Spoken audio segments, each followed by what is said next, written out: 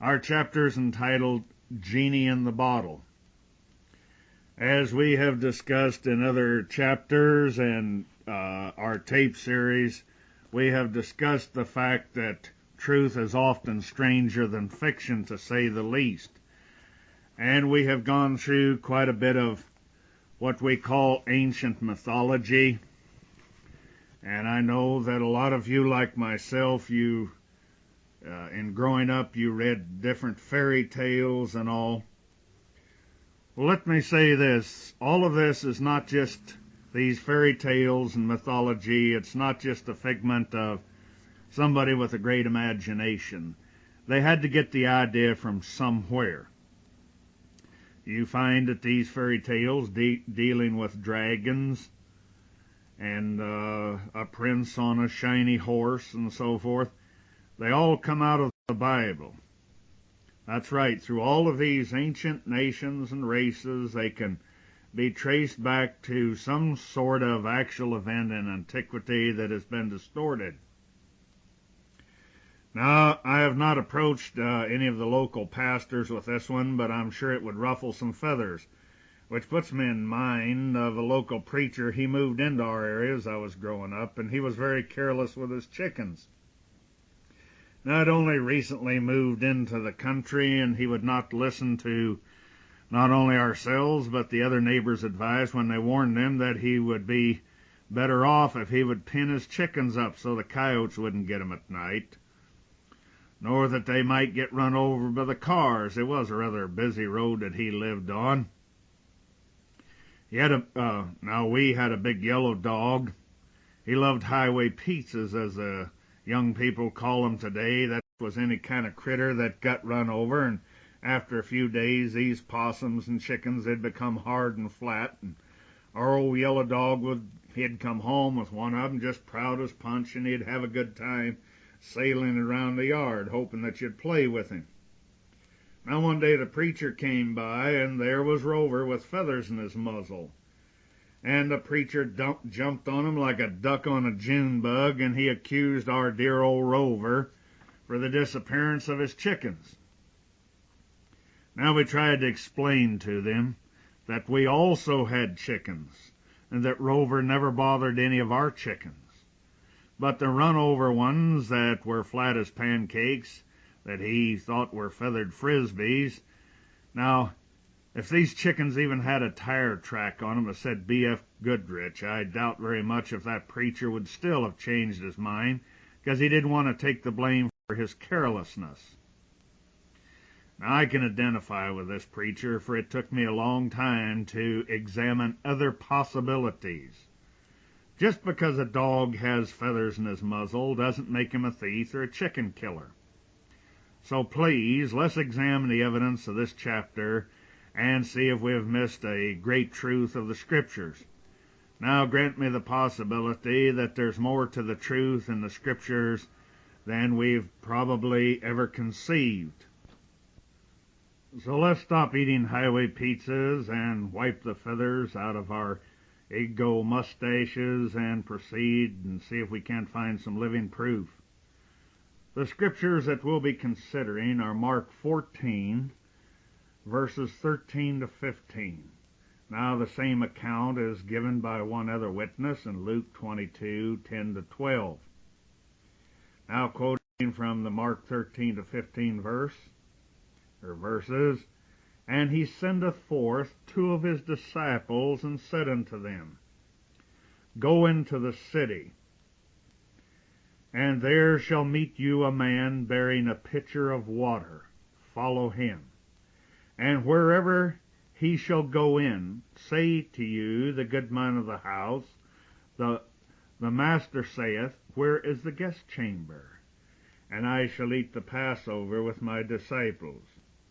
And he will show you a large upper room, furnished and prepared, there made ready for us." Now, why did Christ give them instructions? Or let's say, why did he not give them instructions with a definite address? Because, my dear friends, I think that will prove that it was not on this earth. The disciples were instructed to meet an extraterrestrial. See, this offends a lot of our religious people. They call them angels. But they will agree that angels are not from this planet, so to me that's an extraterrestrial. This extraterrestrial that he was to meet was to take them on a trip. I maintained unprecedented in all history. Now let's stop and think for a moment. Let's keep our open minds, because this is going to be a mind blower. But yet, if there are any pastors listening who should be embarrassed like I was, where I just went along with the old religious way and believed whatever the preachers told us. But let's stop and think about Elijah, who was taken up into outer space that's called heaven by the religious. He was taken by a fiery chariot, and we sing the song, "Swing Low, Sweet Chariot," and we know that it tells us in scriptures that Enoch was taken into outer space. I believe he, like Elijah, never saw death either. So, these were great men, but would anybody out there in the religious world, would they dare say that they were greater than this Christ, this star man, as I call him, he who returned to the stars? All right, let's go back and examine some of this evidence. First of all, in those days, women only carried water pitchers, as nowhere in the Old or the New Testament does it tell of a man carrying a water pitcher.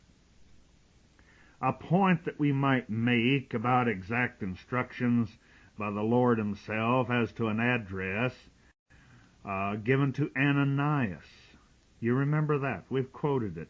Who was to go to Saul, who was later called Paul, who was blinded temporarily, as we show in that chapter, by UFO contact. Be sure and get a hold of our chapter, St. Paul's Radiation Burns. Now let's examine what was given to that man, Acts 9:11. And the Lord said unto him, Arise and go into the street which is called Straight, and inquire at the house of Judas, for one who is called Saul of Tarsus, for behold, he prayeth. Now he didn't say 9:11, street called Straight, but all he had to do was ask the local gentry, where was the street called Straight? And any of the local neighbors, they would know which was the house of Judas. All right, as we pointed out previously, we do not believe the address was on this planet to which the disciples were to go. Luke 22:10 and 12th verse, And he said unto them, Behold, when you enter into the city, there you shall meet a man bearing a pitcher of water. Follow him into the house where he entereth in. Now, my dear friends, you may have to get a Strong's Concordance out. I know there's those that's going to refute me. They're going to ridicule me. I can't do anything about that, because their minds are made up, and they don't want to be confused with the facts. But all along the line here, those that dwelt in the dark ages, when they had no idea about satellites, moonshots, airplanes, or helicopters, they had nothing to equate it to.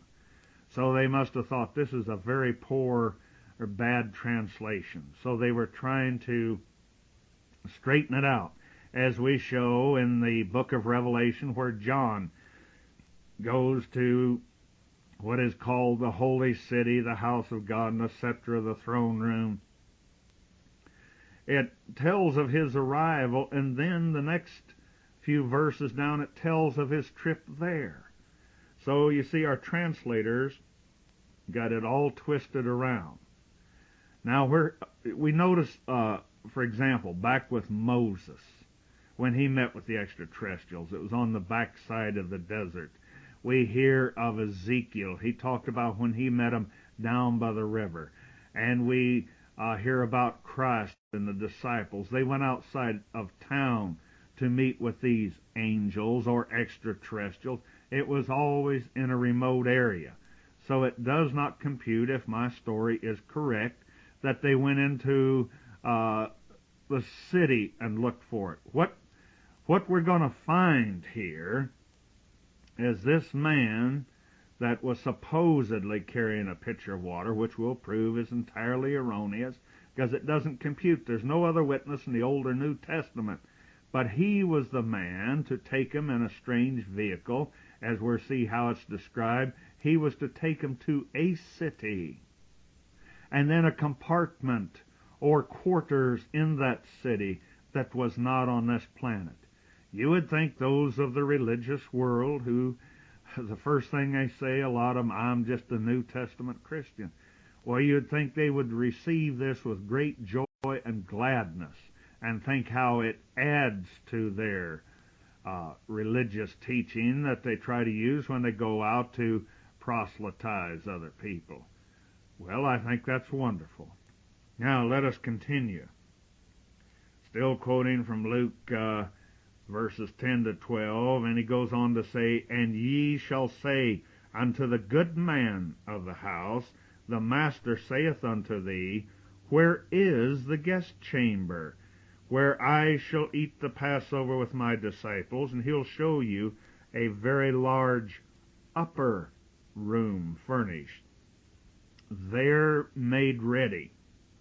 Notice Christ told him to say to the good man of the house, yet Christ had this to say to his disciples in Mark 10:18. It appears he contradicted himself, but I don't believe he did, but it should set our minds to inquiring. Wait a minute. Something does compute. What is he trying to tell us? Mark 10:18, And Jesus said unto them, Why callest thou me good? There is none good but one, that is God. Now, let's go back and remember the times and the political and the religious climate of this city called the city of Jerusalem. It had been taken over by evil men, false Pharisees and false Sadducees, and Herod was on the throne, who hated Israel. And Christ spoke to those who sat without authority in the seat of Moses. That, in other words, they had usurped the seat of power, of political and religious, as they were combined in those days. There was only a very small remnant in Jerusalem at that time of the tribe of Benjamin and Judah. So with all of this political and pseudo-religious opposition, it would not be safe to hold the Passover in Old Jerusalem. So the next question is, where was it held? Now, as we learn through the Scriptures, they speak of Bethel, meaning the house of God. If the disciples were taken to this mystery house, and it truly was Bethel, also called Luz, then indeed the householder could be called good, or the good man of that particular house. Keep in mind as we go back to Matthew 14 for some clues.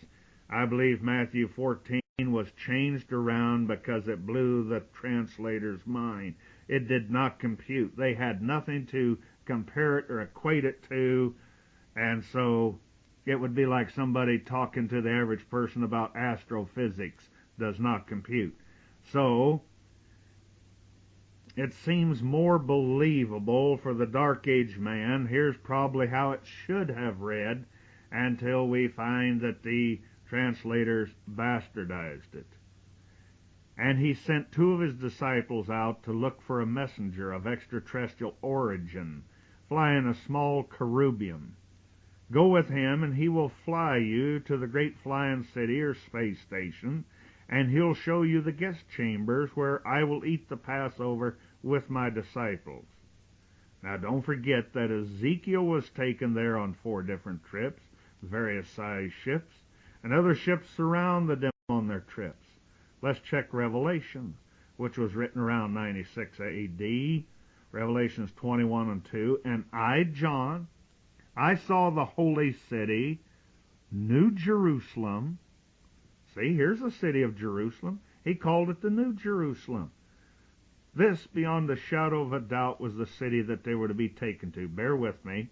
And he talks about it coming down down from God, out of heaven or sky, prepared as a bride adorned for her husband. Now remember, Venus later on corrupted this great holy city as being called a bride, and the Greeks called it the goddess of love. The house of the Almighty, this flying city, this city in outer space, had been changed from a bride to a goddess of love. In other words, there's where they started going downhill. They worshiped the house more than the owner. They adored the house. This is what they fell in love with. So much for that. John not only saw it, but told of his return to it, and he spoke of the end of this world order, as it says in the Greek, end of the cosmos or world order. Example, remember Moses in the cleft of the rock, which he found was a chamber or a room in a large extraterrestrial ship or space station? We've shown this in another chapter. One thing that doesn't add up about this story was a man carrying the water pitcher. Genesis 24:14 tells of a woman at the well. Next, in Mark 14:13, they're told to look for a man bearing a pitcher. Looking up the word pitcher in the Greek, which appears twice, and both times I have found to my astonishment that it was used incorrectly, not meaning a water pitcher at all. Were the Greeks the ones who were responsible for confusing the Scripture by using the word pitcher, and vice versa?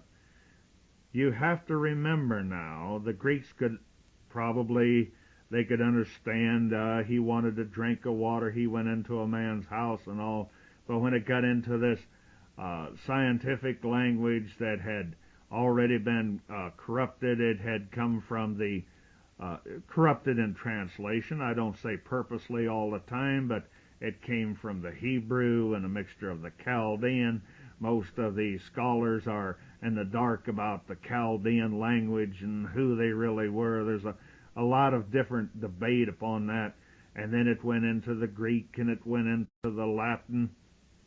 And we're not sure what all the Greeks translated it from, or how good or how poor a translation it was. So in all fairness, perhaps it was just the translators of the Greek. As we know, there's been 2,300 different translations of the Bible, King James being one of the worst. It was not a translation, but a plagiarization of 3 other translations, as we've said before. In the Old Testament, they called the UFOs, or the smaller ships, bottles and pots. Now, when the Greeks, or those who translated the Greek into English, trying to cut them a little slack here, they changed the word to pitchers. Let's go to the King James and Psalm 68 and 13. Though you have been lean among the pots, instead of our modern expression of saucers, yet shall you be as the wings of a dove, covered with silver, and her feathers of yellow gold, which would be the sun reflecting on these saucers or pots, and it speaks of its covering and its ability to fly, so that now they use the feathers of gold. So they were transported by a pot, saucer, pitcher, mount, cherub, or the Greeks' distortion into cherubim. This was where the genie in the bottle got started, believe it or not. The cousins of Israel, the Arabs from Ishmael by the son of Abraham, or the son of Abraham's wife's handmaiden Keturah, started the story of the genie in the bottle or pitcher. We find that these extraterrestrial messengers who would come in the small round ships, which they called bottles and pots, they were also spoken of as magic lamps, which in ancient times they were more flat and they were circular, round, and this is how we refer to saucers sometimes as burning lamps. This is what the Arabs did. The pilots of these ships were referred to as genies or evil spirits in many cases by the Arabs. Now, if you just simply go to the Webster's dictionary, it tells us genie. They say that the original spell was Jenne, and it came from the Aramaic Jinnly, meaning demon, one of a class of spirits held by Muslims to exercise supernatural powers, who often take on the form of a man and serves his summoner, or those who call him up. Could this be where the open, O Sesame of Baghdad's 40 Thieves came from? A door that opens in the mountain or the mount? That doesn't thrill this generation. They take garage door openers and channel changers for TV. They take them for granted. But now we have a door that is voice-coded, activated, and operated. We laugh at the apparent silly terms used by the old magicians in their incantations for opening things or to make what appear as miracles or magic. They say abracadabra. Believe it or not, this is actually a very old Hebrew saying, which the Syrians still use as an expression of surprise, picking it up from an ancient Hebrew sojourner, or it could quite possibly have gone back to the Chaldean, or maybe someone started before them, but it can be traced back to the Hebrew. We find the word is to be from A-B, B-E-N, Aben, and R-U-A-C-H, Ruach, comma, A-C-A-D-O-S-H, Akadash, Hebrew word for the Father, the Son, and the Holy Ghost, or the Holy Spirit, as you like. Was and is this where the Trinity was started? I don't want to argue or offend anybody in either way. Take it whatever way you like. Was this ancient term a surprise of the old Hebrews in the desert upon seeing one of the genie pilots land his mount ship and hoping that this incantation would cause the great doors to roll back, hoping to see the God of heaven with a bucket of jewels and gold or whatever it was that made him grin? Now this was carried over into the story of Sinbad and the 40 Thieves and their tales of heavenly cities, flying horses, magic flying carpets, and etc. This was the word they used, magic, back then. And they used the word spirit when they couldn't understand an energy field, or magic when they couldn't understand science. So these are cover-up words. When people don't know about the extraterrestrial father, who their father is, they just call him God. And this just covers a multitude of things, and you ask 100 different people, every one of them is going to come up with a different idea of God or the Almighty. You find even among Christendom, they are divided down the middle. Some believe that Jesus Christ was God incarnate, and other people believe that there's God the Father and God the Son, God the Holy Spirit. Well, I'm not going to get in the middle of that argument. If you're happy where you are, I'm going to leave you there.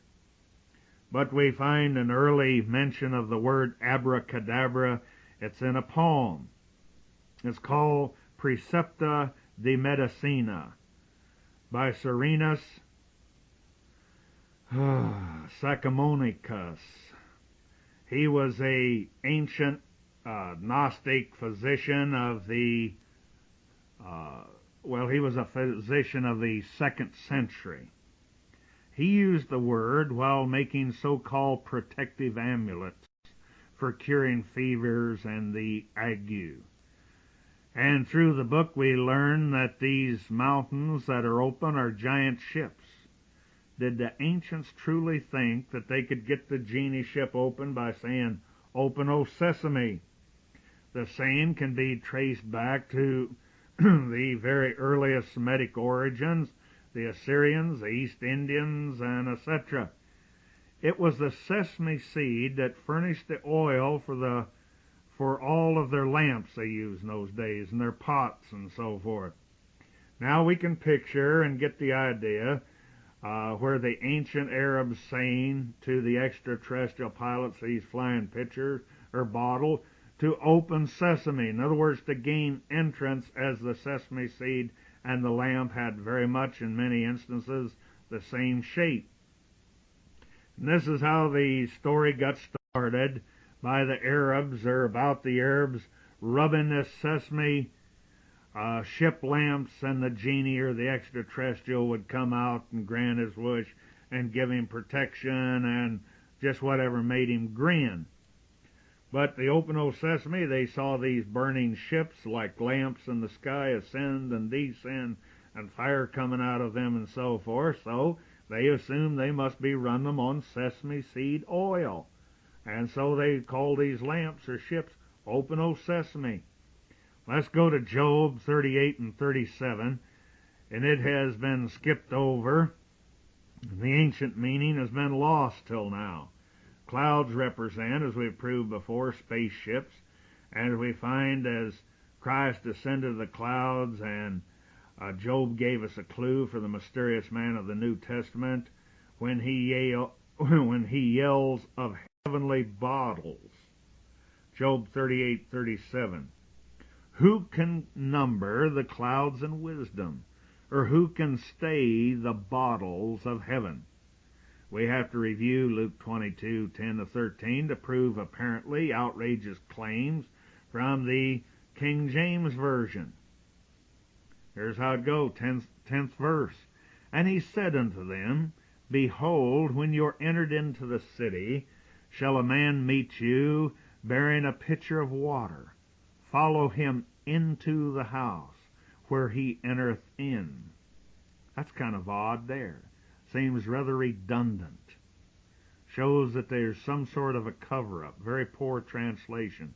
And you shall say to the good man of the house, the master saith unto thee, Where is the guest chamber, where I shall eat the Passover with my disciples? And I will show you a large upper room, furnished, there made ready.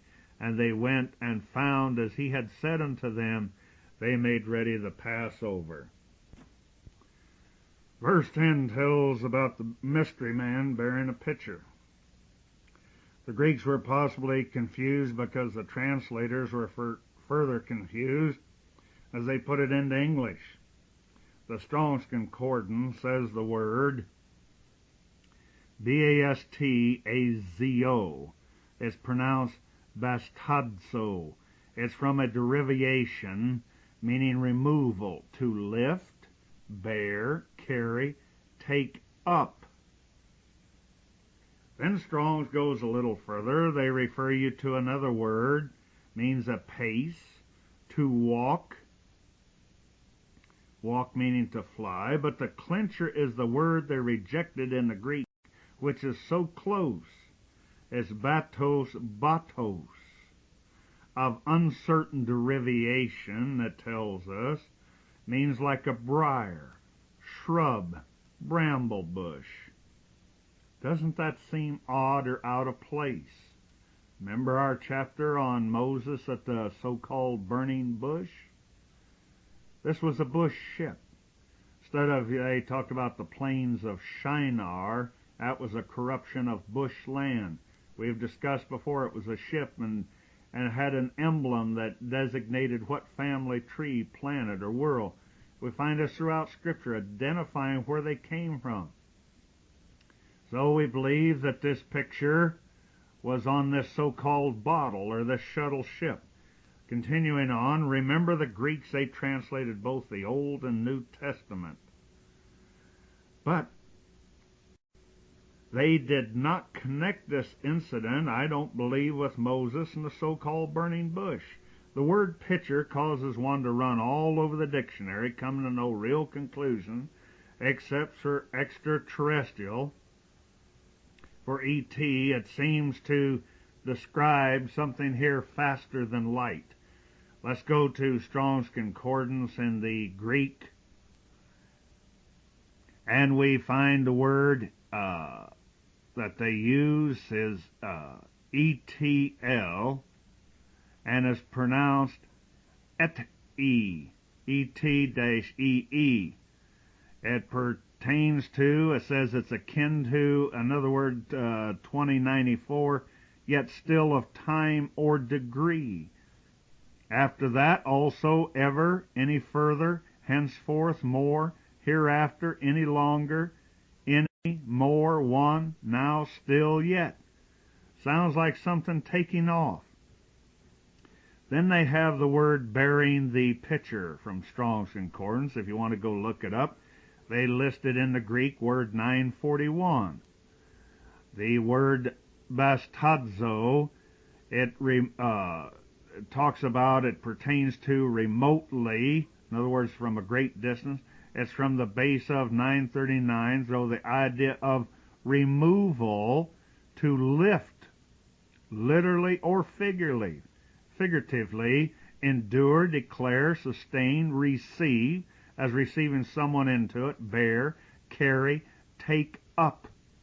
Now this is out of the old biblical dictionary, almost 100 years old. And I think it proves a point quite clearly here. Again, we have the implication of a liftoff or something that flies. Then it becomes more confusing, as there is not a pitcher to carry water in. So we go to the word water and see what did it say in the original Greek. The word is H-U-D-O-R, and it's pronounced hudor. And they believe that it was derived from H-U-D-A-T-O-S. It means hudatos, and etc. I'm quoting from Strong's. From the base of, they say, 5205, water as if raining, literally or figuratively. From a prime root, meaning to rain, especially a shower, and etc. This is another word that they referred you to. That word that I just quoted was 5205, and it was huitos. Now, are they trying to say he was carrying rainwater in the pitcher? No. The implication that they misunderstood here, my dear friends, is something that comes down from the sky. Coming down. Rain is the next word there. So what was implied by rain? Something that comes down out of the great cloud ships. What has rain to do with pitcher? Believers who were true and faithful, they desired to keep the Passover perpetually, as they were told to do in the Old Testament. The Almighty said eternally, but most of Christendom, they ignore the keeping of the Passover. They say we're not under the law, and Passover was taken out of Christendom, and it was replaced with Easter, and then other things to confuse us, and now we go down and get the wine and wafers, and they call it communion. And so we've lost touch with all of this and what it meant. We describe in other chapters the great scenario, the great panoramic scene of what the Passover really implied. It should have been called when worlds almost collided. So did Paul keep the Passover after Christ's ascension? Excuse me, yes he did. And the Scots kept it up until 300 years after Christ, until the Catholic Church come in and stopped them under the pain of death. You can find this in many historical books, and especially one you can find in most of your biblical bookstores, that's entitled The Two Babylons. Now, without quoting all of it, Acts 2 and 19 from the Friar Fenton, it says, I will send marvels from the sky above. Acts 2:25 from Friar Fenton, for David said concerning him, I have at all times seen the Lord in my presence. For he is upon my right, so that I may not stumble. My heart therefore rejoiced, and my tongue exulted, and my body moreover rested in hope, because you will not leave my soul in the land of the spirits. In other words, he won't leave him in the grave. Nor will you allow your Holy One to see corruption. You have instructed me in the paths of life. You have enraptured me with your own presence. We have gone on, and we have shown in other chapters that will be following, or our tape lectures, that will prove that David himself actually rode in these ships, and it gives great descriptions of them. And he goes on to say this hope is the resurrection, and it appears that David here, he had an encounter, the same as the disciples of the New Testament. King David, he met extraterrestrials on many occasions, and we'll prove he took many trips. Remember, Christ said that he would not partake of the bread and wine till he returned to establish his kingdom. The following word in the Greek is akolouto. It's pronounced ak-o-o-theth-o, from as a particular union or meeting, as to accompany someone on a trip, or as flying to a destination in outer space. Mark 14:13, he sendeth forth two of his disciples, and he said unto them, Go into the city, and there shall meet you a man bearing a pitcher of water. Follow him.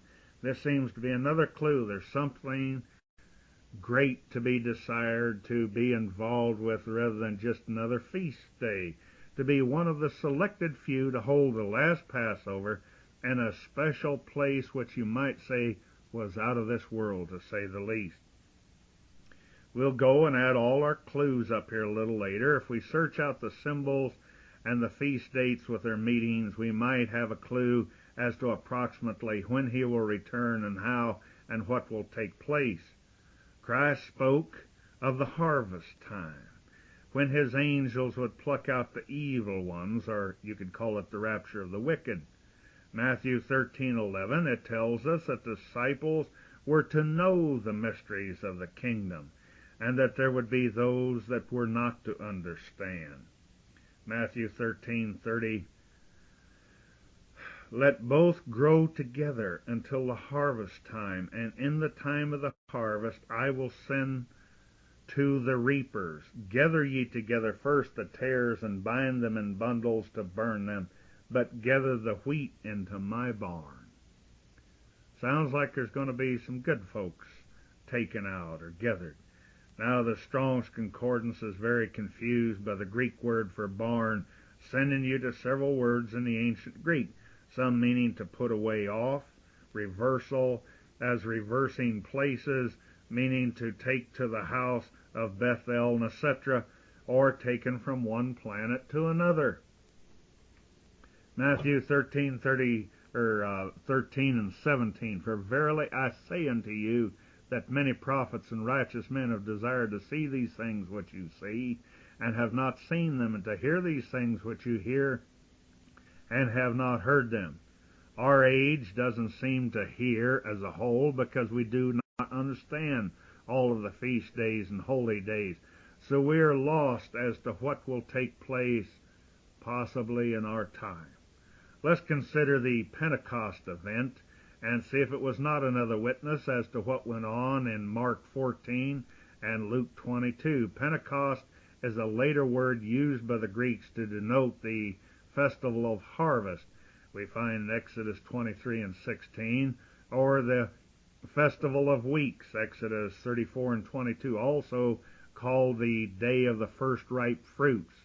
Numbers 28 and 26. Instructions for these festivals are given in Leviticus also 23:15 to 21, Numbers 28:26 to 31, and again in Deuteronomy 16:9 to 12. I'm not going to instruct you in the law. You can accept it, you can reject it, but I will say to those that are interested in a study in depth, they'll find a lot of wonderful evidence there. Now let us go to the New Testament and see if we understand what occurred. It is a type, a shadow of things to come. We'll search out Acts and also King David and Samuel, 2 Samuel. Again, we've become very suspicious of the translators. Did they add to or did they delete from the scriptures? They definitely did, and they rearranged them. Acts 1, 9, and 10, and all of Friar Fenton, the Ascension. And saying this, while they were looking, he ascended, and a cloud carried him up from their view, and they were gazing intently into the heavens at his departure. Two men in white robes suddenly stood beside them, and also said, Men of Galilee, why do you stand gazing up into the heaven? This Jesus, who is ascended from you to the heavens, will even return in the same way as you've seen him depart into the heavens. Acts 1 and 12, Friar Fenton. They returned to Jerusalem from the mount called Olivet, which is near Jerusalem, a Sabbath day's journey. Verse 12 is where they get balled up. Notice they return from the mount. We've learned in other chapters a mount is a ship that mounts up. Further proof. Then they will try to get you to believe that they went up on a hill at that time. Or in King David's time, there wasn't any hill called Olivet. The reader will say that I've gone off the deep end, or the listener, let's say, and I'm sure that they've named a hill after it over there, Olivet, for the tourists. That's fine, but it still doesn't add up.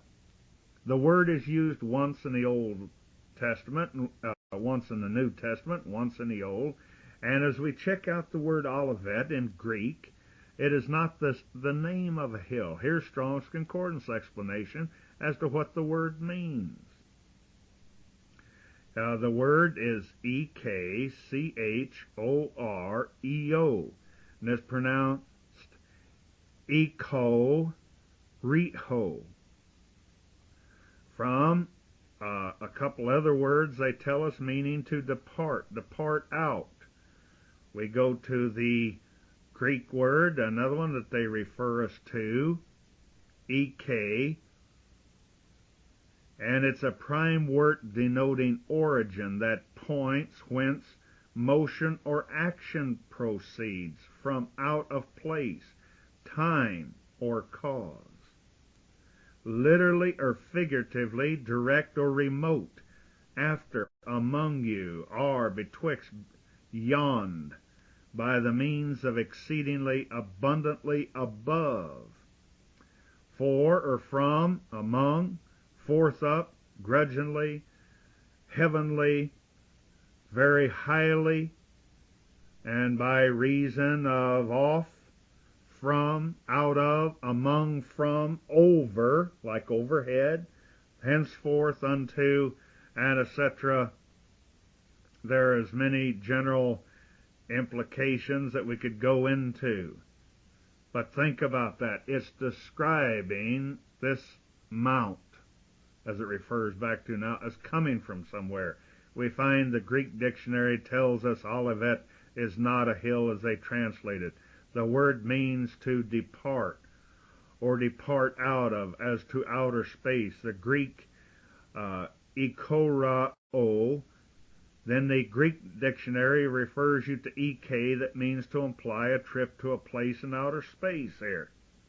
Now the casual reader of Scripture, he's confused by the idiom of olives, wheat, and figs, is referring to the people of the Almighty that's planted in the field, this world, that he was to harvest or take out, or to the barn, as it said in the one Scripture we quoted you.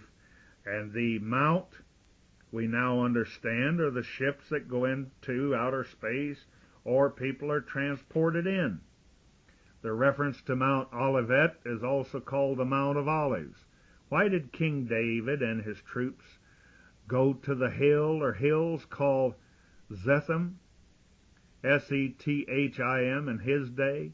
Apparently he was aware of future events. Was he a type and a shadow, an allegory of events that were to be reoccurring in our day? There's a lot of food for thought there. such as the ascension of the the Messiah from this spot. As we see in other chapters, he knew of Yahweh's heavenly fleets who were apparently had contact with them, and has prophesied that he should be king over the nation under the Almighty Yahweh's command. Now let's think about this, was there an allegory of Christ starting his ride on an earthly white mount, referred to as a donkey? Are there earthly parables pointing to a heavenly counterpart being worked out here? As we pointed out, we all have to agree that Christ ascended in a mount, UFO, cherub, from this point. Was there an earthly counterpart played out by Christ going into the garden to pray on this particular, or at this particular location?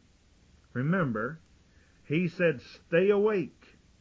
Are we awake?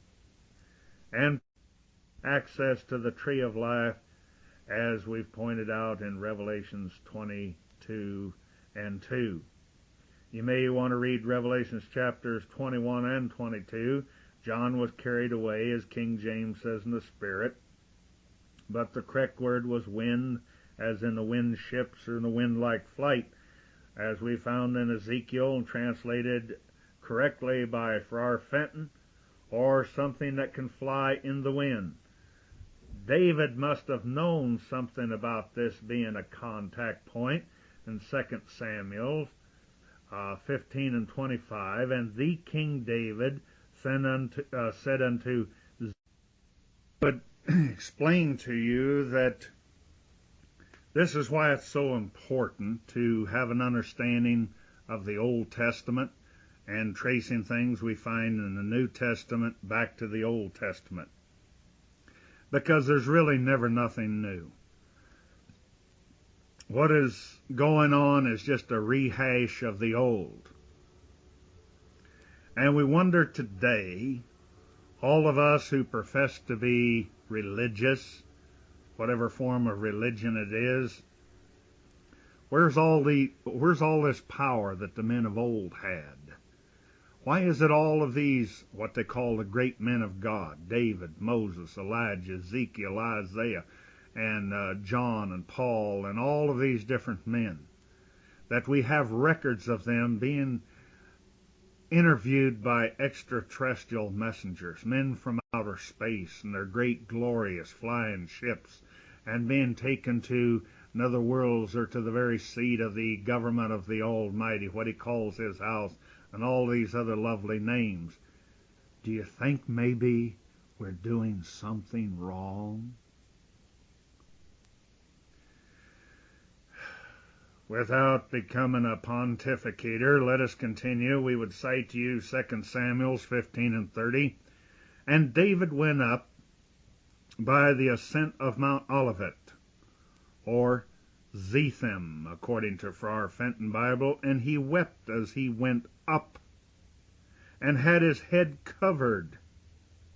He went barefoot, and all the people that were with him covered every man his head, and they went up weeping as they went. Note, they covered their heads like Elijah for protection against the radiation. Why was his head and those of his men covered? Let's go back to Elijah in 1 Kings 19 and 8 and verse 8.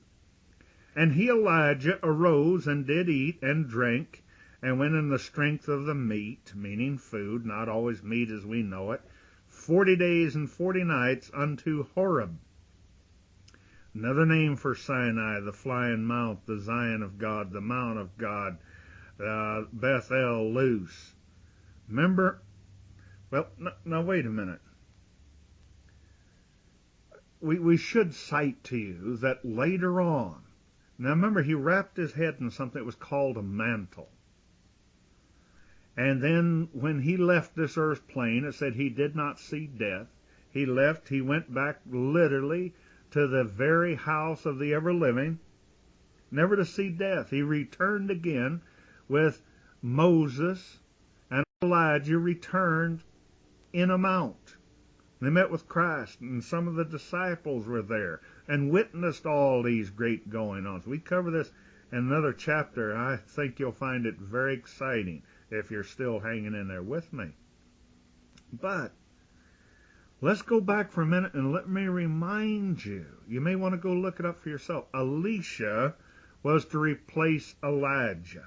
He was left with great power. Elijah, I think, what was it? He performed 7 great miracles, even from the healing the sick, the raising the dead, and all those things.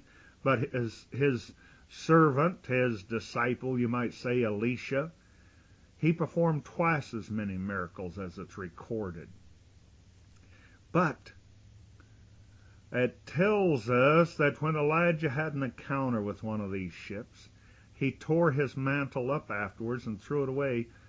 He destroyed it to a point so no man could put it on. Why? Very simple. You'll read in our chapter, St. Paul's radiation burns, so that no man would get radiation from it. It was contaminated. Far-fetched as it sounds, no. This Bible is the most fantastic scientific book ever written. And looking at it from a scientific light, it fills in a lot of the gaps of these mysteries, these things that have eluded us for the last 2,000 years.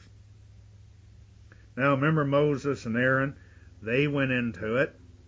Moses apparently had the same kind of food and drink because he went up in the mount ship and he didn't eat for 40 days. So it appears. And this was on 2 different occasions here. We find Gideon. He gives the same account of a trip that he took that took 40 days. Verse 11 tells us of the earth quaking and rain. Verse 12 tells of fire and etc. and all of the elements being disturbed of this great ship. Verse 13 of his leaving the great ship, erroneously now called a cave by the translators. And in verse 13 we see Elijah did the same thing as King David and his men did. Verse 13 of 1 Kings 19, and it was so when Elijah heard it, he wrapped his face in his mantle and went out and stood in the entrance of this so-called cave. Cave entrance was the door of a great ship. We cover this in more detail in other chapters. So 2 different things here to make you wonder, why did they say David was barefoot? Sounds like Moses at the burning bush. In the chapter we found that it was in preparation for the takeoff in the shoes. Had nothing to do with shoes. Then it tells us David and his men wept, not bawled or cried, but wept. Or did their eyes water? Why? Remember Saul's eyes in the chapter on Paul's radiation burns? If you haven't got to that one yet, and the lady who was in contact with the UFOs, whose eyes burned and watered, you'll find that contained in the same chapter that we do on tape. Now, back to the 2nd chapter of Acts, which proves my point about knowing days and keeping them. Acts 2 and 1.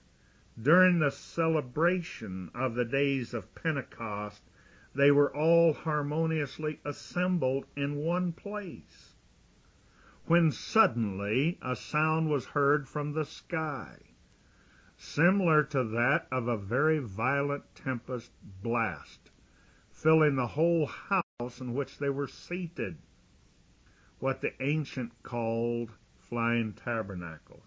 Verse 2 speaks of a violent blast. Sounds like the noise that space shuttles makes as it re-enters the Earth's atmosphere or leaves it. Verse 3, and what they saw disturbed to themselves, or distributed to themselves, fiery tongues, which settled upon every one of them. They were all filled with the Holy Spirit, and they began to speak in foreign languages as the Spirit endowed them with clear expression. The fiery tongues were the flames of the ship that they were hovering on, not on the men. And this Holy Spirit that they are talking about is talking about the great energy, the force that took these ships up. I know a lot of people are going to say, oh my gosh, he's blasphemous and this and that. My dear friends, I've been to a lot of these what they call spirit-filled meetings, and I've seen people try to imitate this and talk in tongues. But it sounds like these pilots of these ships, they were talking back and forth over the radios in a language that these disciples and these people that were gathered in this upper room, they didn't understand their language. Now, the fiery tongues then were flames of the ships hovering, not on men, as we suppose, but on the ships. And these religious meetings I've seen all of them do these different things, and they claim that they're filled with the Spirit and all of this and that. Well, to me, they're filled with emotionalism. But I believe that nobody in this world today, and I don't see any records of the last century where they had all of these spirit-filled meetings all over the country, I don't believe anybody can ever account of any flame standing on the head of any of these people and whatever religious ecstasy that they might be into. Granted, I don't deny the Almighty can do anything, but I think a lot of the religious world has fooled themselves into believing that they're filled with the Spirit. I believe that they have corrupted these scriptures. And I believe that they've got away from the scientific point of view. I don't think this takes away from the Bible. I don't think it takes away from Christ. I think it makes it very powerful. Always we see throughout the scriptures and the history of the Bible, we see divine intervention from outer space. I believe that the proof of the bottles and the pitchers, as the ancient writers refer to extraterrestrial ships, as we in our age we call UFOs, saucers, will be proven in the final chapter of this age. So we see as we close this chapter with a prophecy from Jeremiah, who tells of an age when there will be a great conflict, including aerial battles between a nation of people that was called Moab, now lost to this age as they are called by new names, but still hates the God of Israel. They trust in Shamash, but will be defeated by Bethel, the great space station, who people, they forgot. Let me quote to you now from Jeremiah 48:12-16. It speaks of the judgment of Moab. Therefore, behold, a day cometh, saith the Lord, that I will send unto them wonders, that shall cause them to wonder, and shall empty his vessels and break their bottles. Sounds like somebody's ships are going to be destroyed. And Moab will be ashamed of Shamash, as the house of Israel was ashamed of Bethel, Lucifer, their planet. Now let me read that again, verse 13. And Moab will be ashamed of Shamash, as the house of Israel was ashamed of Bethel, their confidence. They had confidence in this space station, planet, call it what you like. They didn't keep these days. They didn't stay with the Almighty. They were distracted by so many other things. But anyway, verse 14. How say ye that you are mighty and strong men for the war? Moab is spoiled and gone up out of their cities, and his chosen young men are gone down to the slaughter, saith the King, in whose name is the Lord of hosts. The calamity of Moab is near to come, and his affliction hastens fast. Now we find that Yahweh's Israel will be outnumbered by their enemies, but they will be saved by the extraterrestrial air force from Bethel. We cover this at length in other chapters. This is a brief little chapter that I'd like to include from some of my lectures and from my writings. I would like to give you a thumbnail sketch. We'll call this The Watchers. Well, a lot of people think they're getting away from the Almighty they can hide from. They think they can fool Him, pull things on Him, get away with their sins, or falling short of laws or commandments that were given to our progenitors, like I believe it's Numbers, the 25th chapter. I may be wrong on this, trying to cite it off my head. But it talks about when the children of Israel hid with the daughters of Moab in the acacia trees or bushes or whatever. And they thought the Almighty couldn't see the hanky-pank that was going on. But without citing the different recent sightings, back through the last 40 years have been all over the world, and even recently, once in a while, some daring reporter lets it creep into the newscast of some giant ship that would dwarf our largest transport planes. They say the size of a couple, we've quoted it in other chapters, of great extraterrestrial ships that's twice the size of two of our aircraft carriers. And we found back in the city, or in the 60s, reports coming out of Australia of these great flying, what we would call cities, these great ships that hovered over Sydney and other parts of Australia, and the reports reached the United States, and we sent some of our congressmen and our top officials over there. Believe me, the governments of this world, they know they've been going contrary to the Almighty's laws, and they know it's very close to Judgment Day. But who are these people? The Bible calls them the Watchers. Here's a couple of words that are avoided by most preachers. It's another description of extraterrestrial messengers, some cases very powerful ones with a fleet of extraterrestrials under their command. As we go to the Strong's Concordance for the Hebrew description, we're referred to two different words that also refer you to others. Let's check them out. A watcher, as it is used in Daniel 4:13, the real description may be lost here as they use a Chaldean word, IYR-EER, Iyer.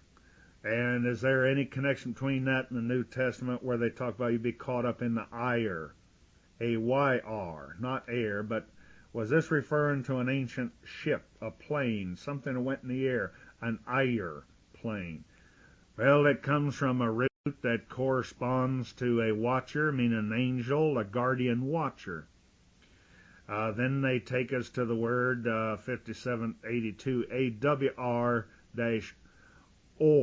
O-O-R, a prime root rather, identified, they say, with 5783 through the idea of opening the eyes, literally or figuratively, to lift up.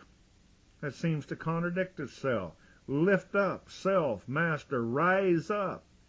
Now, we can understand this better. It's talking about something that lifts up. The master can raise it up. There's the other word, ire, like an ire plane. But remember what we said about the Egyptians? They talked about the god Horus, who had the great eye in the sky and the flying shields that watched them. Then we go to another word that Strong's refers us to, 5783, UWR, or. That's the way it's pronounced, O-O-R, a prime root, meaning to be bare, be made naked. And we say, oh my gosh, now this is confusing. What we have to understand, we're not talking about some lewd stripper angel here, but what we have here is a Hebrew idiom to be naked, a lack of knowledge or without understanding, as we follow angels throughout the history that come to give advice and advanced technology to mankind.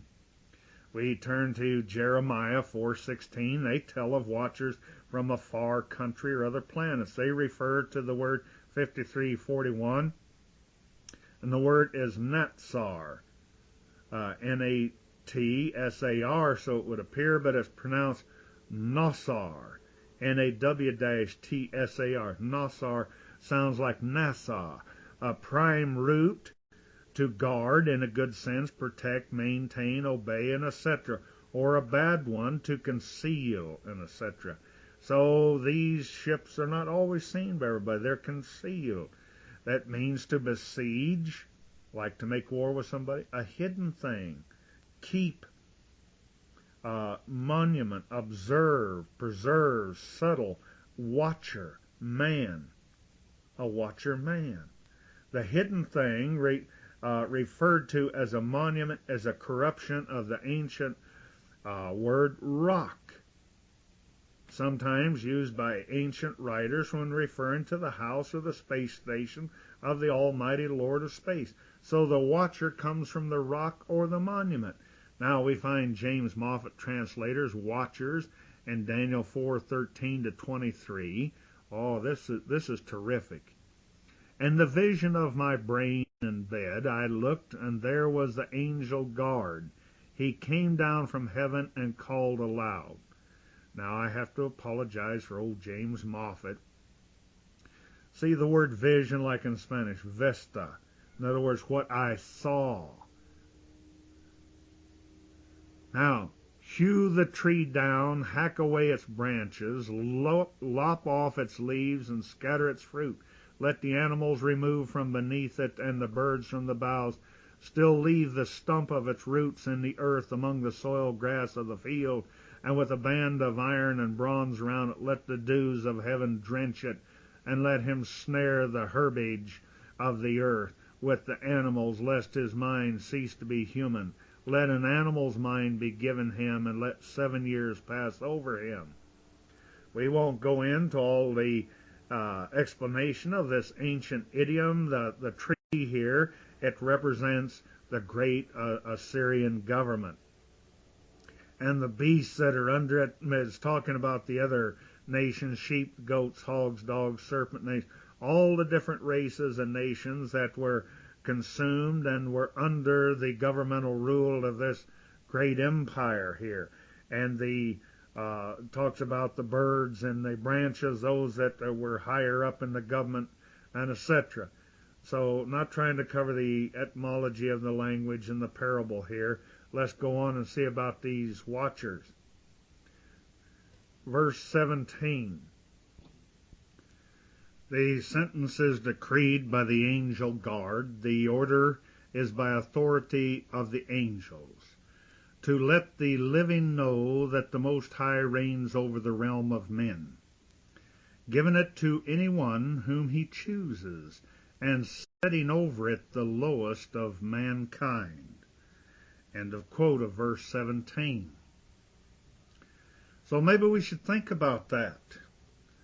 When we disobey and disregard this book that was given to us by the people of the stars that brought it to us as an example how we were to live and to walk the chalk, and when we refuse to do it, it seems this is what we end up with, the lowest of mankind. Now let's jump ahead to verse 23 to the end of it here. The king saw one of the angel guard coming down from heaven and said, hew the tree down and destroy it, but leave the stump of its roots in the earth among the soft grass of the field, and a band of iron and bronze about it. Let the dews of heaven drench it, and let him share the food of animals till 7 years pass over him. But our point is the angel guard here. Here we have an account of the power of the extraterrestrial messengers called watchers and angel guard. The tree represents a mighty nation, and the leaves of the trees are the people of the nations, and the beasts of the tree and the other nations protected by that kingdom until the nation was almost wiped out by extraterrestrial intervention, and how the angels were given orders from their headquarters not to completely destroy them, but leave the stump and the roots in verse 23, so they could in times replenish the nation at a future time, as in the first chapter of Genesis. Go forth and replenish. The grass was representative of lesser or even less powerful nations. So the reader may want to check Nave's Topical Bible and other references for the significance of the meaning of number 7 as it's used throughout the Bible. From whence do the watchers come? We read Psalms 103 and stanza 4 of Friar Fenton tells us, the Lord, here this is speaking of Yahweh, he fixed the throne in the heavens, and his empire extends over all. Let the Lord's messengers bless him. Those whose mighty power do his, those who mighty in power do his will, who attend to his voice of command. All you, his warriors, bless him. You agents performing his will. All you whom he made, bless the Lord. On every part of you control. And I with my soul bless the Lord. We show where the throne is and from where they were dispatched in many other chapters.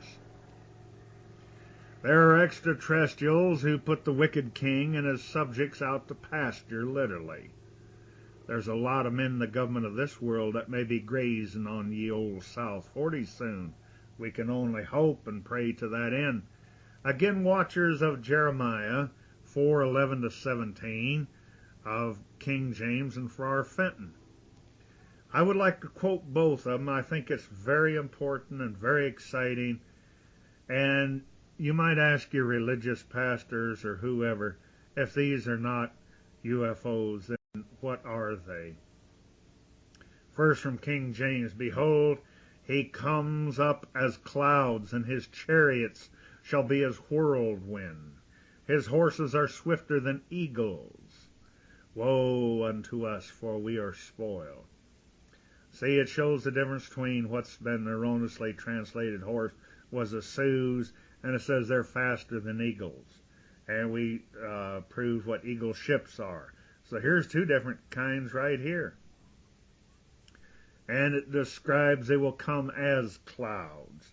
So you see, if you're just one of these New Testament Christians, your pasteurized pastor doesn't want you to read the Old Testament, then no wonder they don't understand about Christ ascending in a cloud. He was in them, not in a cloud, but in a vehicle in the cloud. No wonder that the intelligent people refuse to go to church anymore. If you start telling somebody intelligent that gobbledygook and say, brother, you just got to accept it on faith, he's liable to have faith that we're a bunch of idiots telling him something like that. Verse 14, O Jerusalem, wash thy heart from wickedness, that thou mayest be saved. The word saved here is satorius, drawn to a place of safety. Everybody talks about the rapture. That's a type of salvation, drawn to a place of safety. He goes on, that thou mayest be saved. How long shall thy vain thoughts lodge within you? For a voice declareth from Dan, and publish affliction from Mount Ephraim. Now they've got one of the mounts here named Ephraim. Make you mention to the nations, behold, publish against Jerusalem, that watchers come from a far country, and give their voice against the cities of Judah. Christ said he was gone to a far country. He'd return. We show you over and over where that country is, or that imitation planet, that space station. Verse 17, as the keepers of a field, they're against her round about, because she hath been rebellious against me, saith the Lord. Now let's try it from Fenton. Only from 11-17. At that time he will order from the desert. Now remember what the Egyptians said. No, allegorically, they're the desert. Great empty space of outer space. A wind with burning lips against the people. In other words, lips here is an allegory. It's an idiom. It means judgment to be spoke against the people. These people against the daughter of my people, not by spurts, not by puffs, but a full howling wind shall go rushing from me. I will pronounce their doom. See, he raises, I'm quoting verse 13, see, he raises clouds and whirlwinds, for his swift chariots and eagles for his horses. They are for us. They assail us. Now, verse 14, Jerusalem, wash your heart from sin, that I may save you from the death awaiting your fault in your breast. For a voice informs at Midian, and a report arises from Mount Ephraim. The nations perceive it. The guards at Jerusalem give even the comers from the far land, and they send their voices to the cities of Judah. They are enemies watching around about her, for she rebelled against me. So, when is this to take place? Call it the Holy Land, and they deny the Christ. They may be in super trouble. So, let us end it up with the watchers. They are described as driving chariots and clouds and winds and whirlwinds. And I think that this clears up a lot of things for us, and we'll cover it more in other chapters or tapes that we share with you. And we hope this will excite you and cause you to not only read the Bible, both the Old and New Testament, but to go back again and look at some of these reports of these ancient nations and civilizations that seem to run parallel, but in many instances they refer to them in just a little different way. So we thank you for listening, and once again, if you would